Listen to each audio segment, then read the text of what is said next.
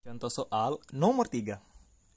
Selembar aluminium akan dibuat silinder tanpa tutup dengan volume 8000 V cm kubik. Agar aluminium yang digunakan seminimal mungkin, tentukan tinggi dan jari-jari silinder tersebut. Tahu tidak apa itu silinder? Jadi silinder itu adalah tabung. Nah, jadi kita akan membuat sebuah tabung dari aluminium tapi tanpa tutup. Berarti tidak ada bagian atas dari tabung atau yang kita sebut sebagai penutupnya. Yang ada hanya alas dengan selimutnya saja. Jadi ilustrasinya itu seperti ini. Jadi silinder yang kita akan buat adalah seperti ini. Saya kasih titik-titik berarti penutupnya tidak ada.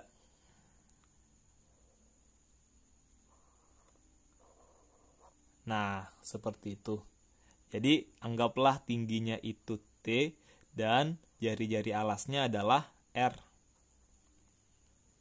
Oke.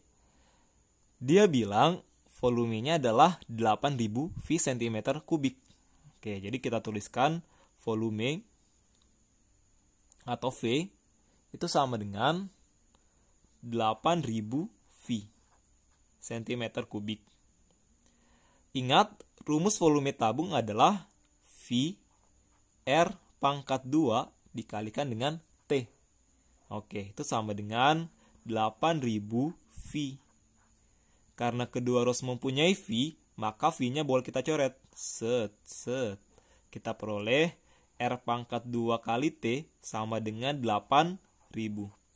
Atau kalau kita mencari salah satu variabel, anggaplah variabel T, maka T itu sama dengan 8000 dibagi dengan R pangkat 2. Kita simpan sebagai persamaan 1. Oke, kita lanjutkan. Agar aluminium yang digunakan seminimal mungkin, jadi aluminiumnya itu harus minimal.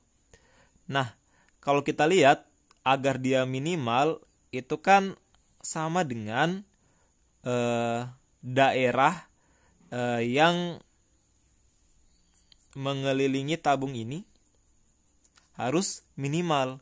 Nah, daerah itu kita sebut sebagai luas permukaan dari tabung. Nah, jadi luas permukaan dari tabung itu harus minimal. Kita diminta untuk menentukan tinggi dan jari-jari. Oke. Karena tadi sudah ada kata kunci bahwa luas permukaannya itu minimal, maka kita tulis persamaan dari luas permukaannya dulu. Ingat, luas permukaannya hanya terdiri dari alas dan selimut, tidak ada penutup.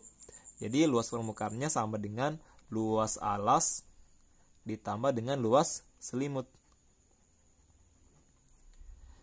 Luas permukaan sama dengan luas alas tabung. Ingat, alasnya berbentuk lingkaran, maka setara dengan VR kuadrat ditambah dengan luas selimut. Ingat, luas selimut tabung adalah 2VRT. Oke, jadi inilah persamaan luas permukaannya.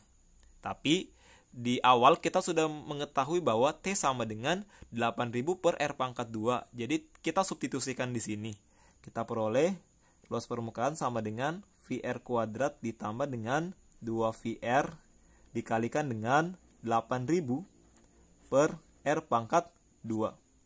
Oke, kita bisa sederhanakan menjadi VR kuadrat ditambah R per R kuadrat, itu R-nya habis, sisa R di bawah. Jadi 2 dikali 8000, 16000 V per dengan R. Nah, jadi inilah luas permukaan dari silinder itu. Nah, karena syaratnya adalah luas permukaannya minimum atau minimal, maka kita gunakan syarat luas permukaan aksen atau turunan dari luas permukaan sama dengan 0. Jadi kita akan turunkan VR kuadrat tambah 16000